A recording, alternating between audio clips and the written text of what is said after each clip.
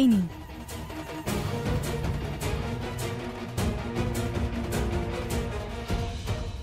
নিন, এটা খেয়ে নিন।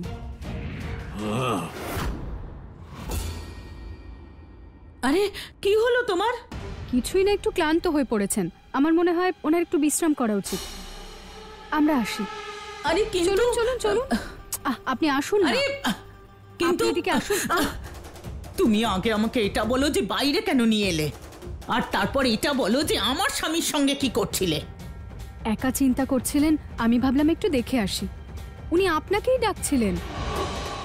আর বাইরে এই জন্য নিয়ে এলাম যে খুব দরকারি কথা আছে। ওনার হাতে যে রক্ষাসূত্রটা বাঁধা হয়েছে ওটা খুলতে দেবেন না। উনি বললেও না। কেন? কারণ কারণ ওটা খুলে ফেললে ওনার ক্ষতি হতে পারে। উনি ভালো কাজ করছেন একটা। আর আপনি তো নিশ্চয়ই জানেন মানুষ কখনো কোনো ভালো কাজ করলে অন্যেরা কিভাবে তার পেছনে পড়ে যায়। আর এমনিতেও ইন্দ্র তো সবেমাত্র ঠিক হচ্ছে। এই সমস্ত পুজো পাঠ ওর জন্যই তো করা হচ্ছে, তাই বিশেষভাবে খেয়াল রাখতে হবে।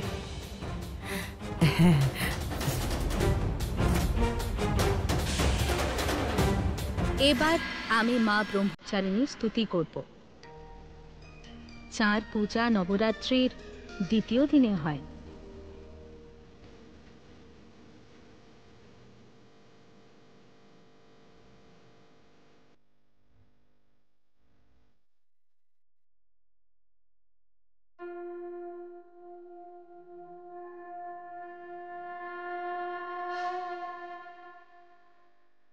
ওম নমঃ শিবায়।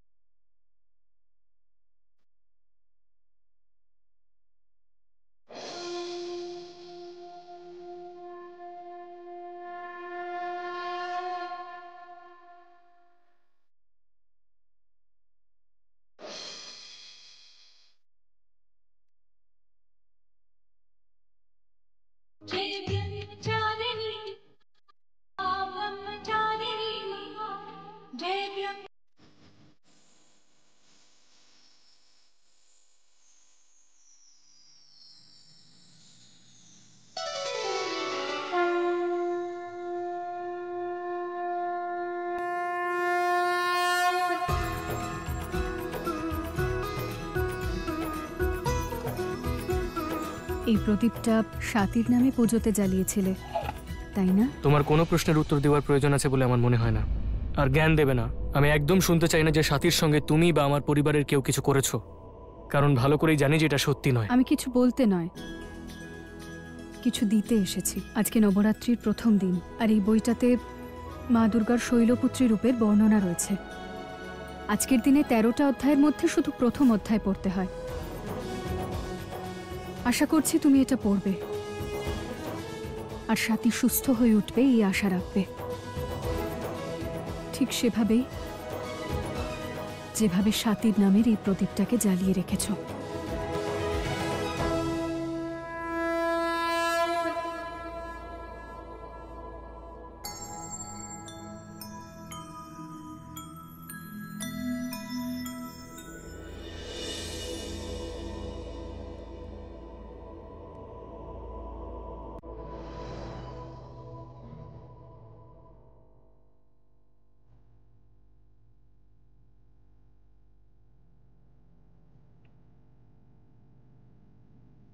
হে মা মহিষাসুর মর্দিনী, রেখো আমার মান,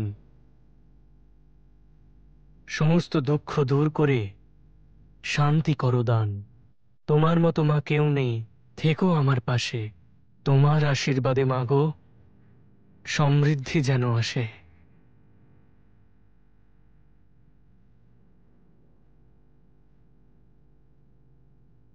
শ্রী মার্কেন্ডেয় পুরাণে দেবী মাহাত্ম্যে দেবীর দ্বারা মধুকৈটব দৈত্যবধ নামক প্রথম অধ্যায় পূর্ণ হল।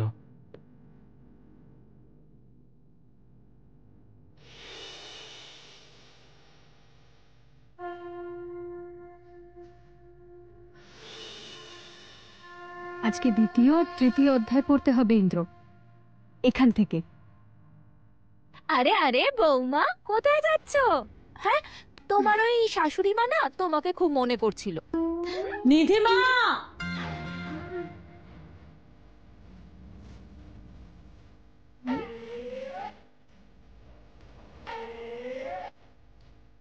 তোমার কাছেই চাইছে মাগো তোমার এই সন্তান, অন্যের কাছে চাইলে হবে তোমার অপমান। দুর্গা দুর্গতি নাশিনী, মা কালী করুণ কল্যাণ, মহালক্ষ্মী ধনধান্য দিন, মা সরস্বতী জ্ঞান।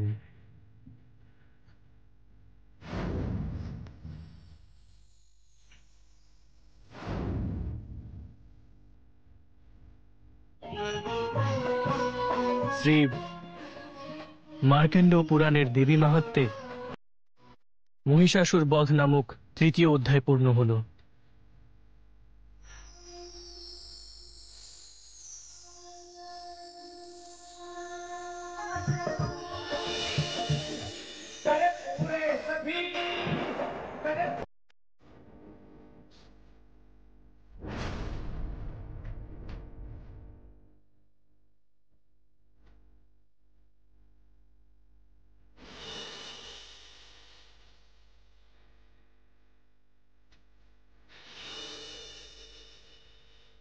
ইন্দ্র, আজ আমরা পঞ্চম থেকে অষ্টম অধ্যায় পর্যন্ত পড়ব। শ্রী মার্কণ্ডেয় পুরাণের দেবী মাহাত্ম্যে ধূম্রলোচন বধ নামক ষষ্ঠ অধ্যায় পূর্ণ হল। এই অভয়, এটা খোল তো। আরে দেখছিস কি, খোল। মা বারণ করেছে। আরে মায়ের চামচা, খোল। এই নিধিমা, এটা খোলো তো। আরে না না না না না না না না, নিধিমা খুলো না।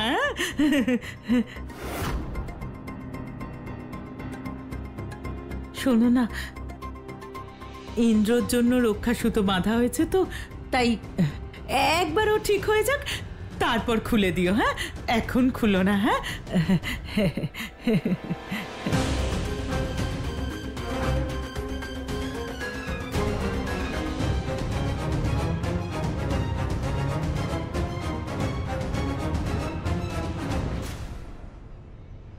তোমরা দুজন শুনে রাখো, কেউ যদি ওই রক্ষা সুতো খুলেছ, তাহলে দেখবে আমার চেয়ে খারাপ কেউ হবে না। নিশ্চিন্ত থাকো উষ্মা, নবদুর্গার পূজায় দেবী পৌলমী কোনো রকম বিঘ্ন উৎপন্ন করতে পারবেন না, আর না উনি নিজের শক্তি প্রয়োগ করতে পারবেন। আমার আশা, ইন্দ্র তার পূজা সম্পূর্ণ করতে পারবে। আর আজ আমি স্বাতীর শরীরে যে স্পন্দন দেখেছি, আগামীতে তা আরও স্বাভাবিক হবে। মাতা শৈলপুত্রী আর মাতা ব্রহ্মচারিণীর আশীর্বাদ তো স্বাতী ইতিমধ্যেই লাভ করেছে। এবার তৃতীয় দিন মাতা চন্দ্রঘণ্টার আশীর্বাদও স্বাতী লাভ করবে, যার পূজা করলে মানুষের অহংকার দূর হয়। যদি ইন্দ্র চতুর্থ দিন সকল রোগ হতে উদ্ধারকারিণী দীর্ঘ আয়ুদাত্রী মাতা কুষ্মাণ্ডা দেবীর আরাধনা করে ফেলে, তাহলেই স্বাতীর ইন্দ্রিয়গুলিতে স্পন্দন ফিরে আসবে।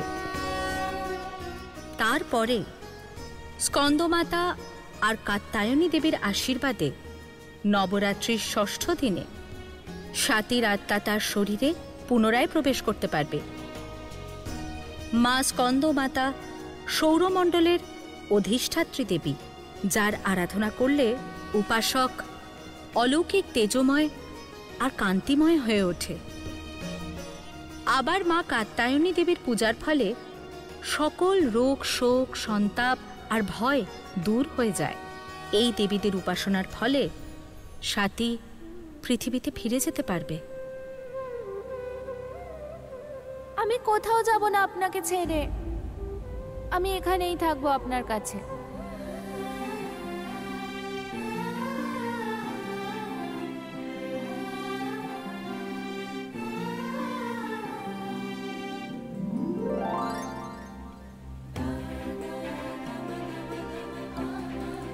মা, এবার তোমার জীবন পৃথিবীতে ইন্দ্র আর তার পরিবারের সঙ্গেই কাটবে। তুমি পৃথিবীতে ফিরে গেলেও তোমার সন্তোষী মা সর্বদা তোমার সঙ্গে থাকবে। কিন্তু মা, যাদেরকে আমি চিনিই না তাদের কাছে আমি কেন যাব? না, আমি যাব না।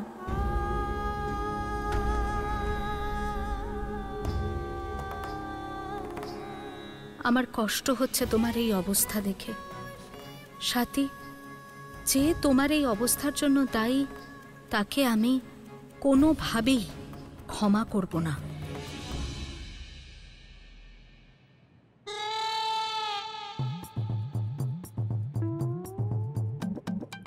শোনো না, তোমার ঘুম ভেঙেছে? আমি এত বিশ্রাম কেন করছি?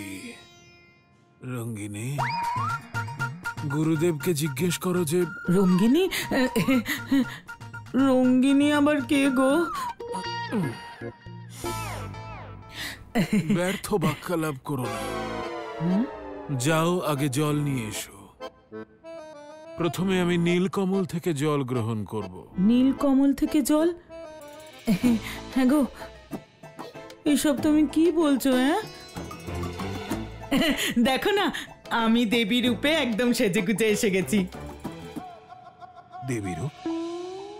দেবী সন্তোষী কোথায়?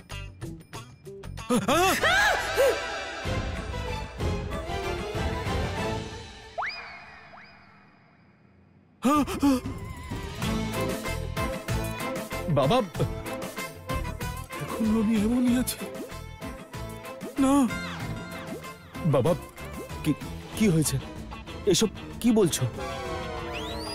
কি হয়েছে বাবা? এভাবে বারবার নিজেকে আয়নায় দেখছেন যে? আপনি কি খুব খারাপ স্বপ্ন দেখেছেন?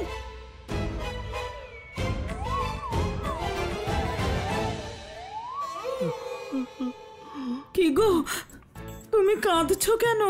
আজ নবরাত্রির কোন দিন? ষষ্ঠ। ষষ্ঠ? না, এ হতে পারে না। কেন হতে পারে না? প্রস্থান। তোমরা সকলে এই কক্ষ থেকে প্রস্থান করো। কোথা থেকে কি করব? আরে মা, ঘর থেকে বাইরে চলো, না হলে কপালে দুঃখ আছে।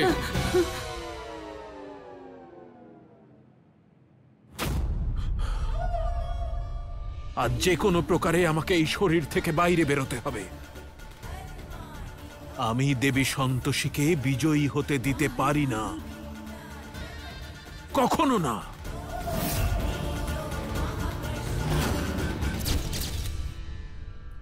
আজকের পাঠ পূর্ণ হতেই ইন্দ্রের পূজার ফল সাথী অবশ্যই লাভ করবে। আজ ষষ্ঠ দিন, শুধু একাদশ অধ্যায় পড়ব। আজ দেবী কাত্যায়নীর পুজো। বলা হয় ওনার আরাধনা করলে জীবনের 4টে চাহিদা অর্থ, ধর্ম, কাম আর মোক্ষ প্রাপ্তি ঘটে। আর এর সঙ্গে ত্বক, মস্তিষ্ক সংক্রমণ আর অস্থির যে কোনো রোগ নিরাময় হয়। সিংহে আরোহণ করে মা কাত্যায়নী মহিষাসুরকে বধ করেছিলেন আর দেবতাদেরকে অসুরদের অত্যাচার থেকে মুক্তি দান করেছিলেন। মা, আপনার কৃপায় দেবগণ আর দেবলোক দুই বেঁচে গেছে। আপনাকে অনেক অনেক ধন্যবাদ। যে যুগে মহা অসুর শুম্ভ নিশুম্ভের জন্ম হবে, ওই দুই অসুরকে বধ আমিই করব। দেবী কাত্যায়নীর জয় হোক। দেবী বললেন, যখনই এই সংসারে অসুর আর দানবরা উপদ্রব সৃষ্টি করবে, তখন তিনি অবতার ধারণ করবেন এবং অসুরদের আর পাপীদের সংহার করবেন।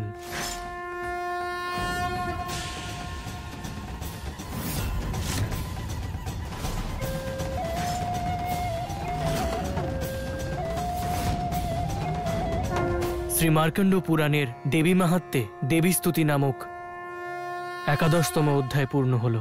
সাথীর এই অধ্যায় খুব পছন্দ ছিল, খুব ভালো লাগতো ওর। ও সবসময় বলতো যে যতক্ষণ মা সন্তোষী আছেন, অধর্মের জয় কখনই হতে পারে না। সাথী, সাথী, সাথী! What's wrong with you, Indra? আমি এখানে সারা দিন তোমার জন্য উপোস করে আছি, ব্রত করছি, আর তুমি সাথীর ব্যাপারে কথা বলছো? সাথীর ব্যাপারে? নিধি, আমি শুধু এই অধ্যায়ের ব্যাপারেই কথা বলছিলাম। ও প্লিজ ইন্দ্র, আমি সব বুঝি, এতটাও স্টুপিড নই আমি। তুমি ব্রত পালন করছো, যার মানে হলো খিদের সাথে সাথে নিজের মাথা আর মনকেও নিয়ন্ত্রণে রাখা। প্লিজ তুমি একদম চুপ করে থাকো, সব বুঝি আমি। তুমি না ইন্দ্রকে আমার থেকে কেড়ে নিতে চাইছো, ব্যাস। এমন কিচ্ছু নয়। নিধি, নিধি। দিদি, মনে হচ্ছে এদের সম্পর্ক আজকে নিশ্চয়ই ভাঙবে। দেখলে না কিভাবে কথা বললো? জানি না কি হবে, তবে এটা বুঝতে পারছি না যে ইন্দ্র কেন এখনো বুঝতে পারছে না স্বাতী আর ওর সম্পর্ক কতটা দৃঢ়। আমি ঠিক বলছি তো দেবী সন্তোষী? হ্যাঁ উষ্মা, তুমি ঠিকই বলছো। সেই জন্যই তো স্বাতীর সমস্ত ক্ষত নিরাময় হয়েছে। কিন্তু কিন্তু কি দেবী? এখনো স্বাতীর ইন্দ্রিয়ে স্পন্দন ফেরেনি। এবার স্বয়ং মহাদেবী আমাদের কোনো পথ দেখাতে পারেন।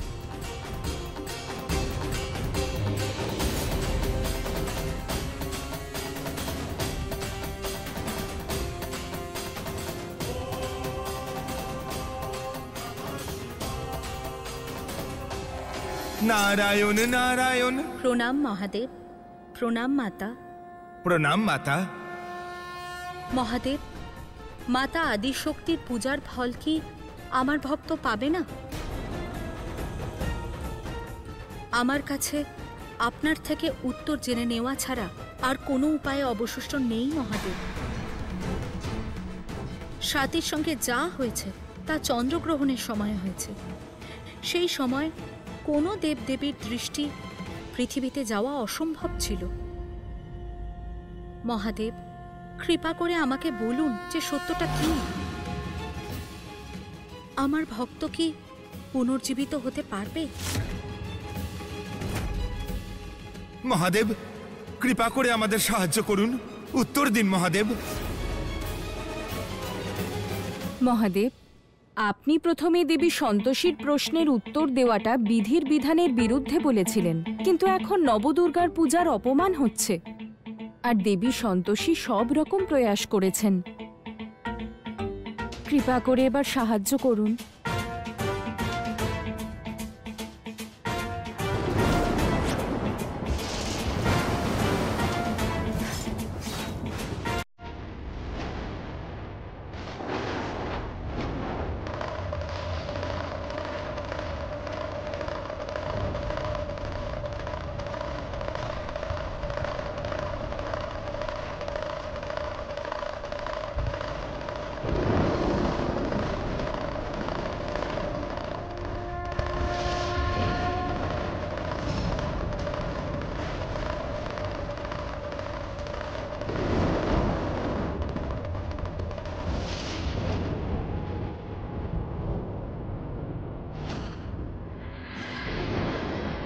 চন্দ্রদেব!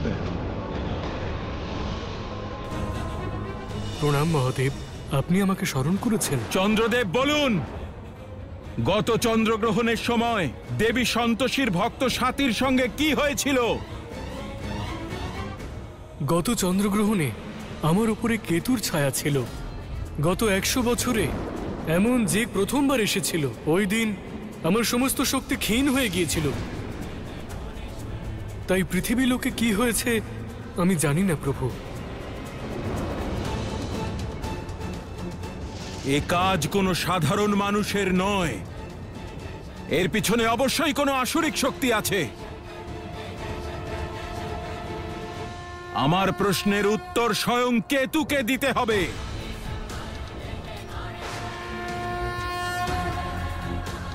কিন্তু মহাদেব, কেতুর থেকে সত্য জেনে নেওয়া অত্যন্ত কঠিন হবে, কারণ সে সর্বদা অসুরদেরই পক্ষে থাকে। মহাদেব শান্ত হন। যদি সত্যকে সামনে আনতে হয় তাহলে ক্রোধকে নিয়ন্ত্রণ করতে হবে।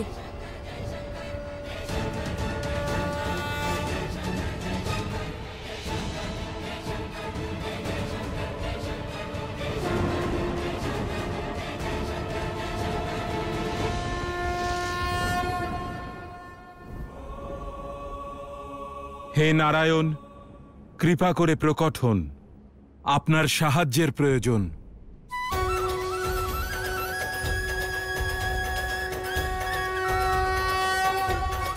হে লীলাধর, দেবী সন্তোষীর জন্য আরো একটি লীলা রচনা করার সময় এসেছে।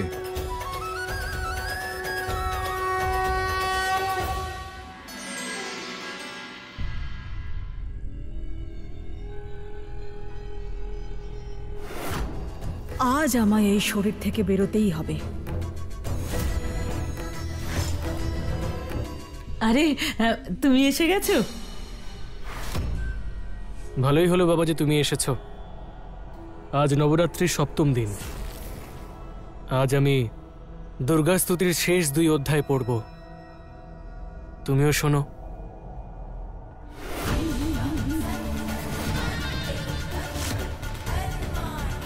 দেবী সন্তোষী, আপনি আমার কাছ থেকে আমার ভক্তকে কেড়ে নিয়েছেন। আপনাকে ছাড়বো না আমি।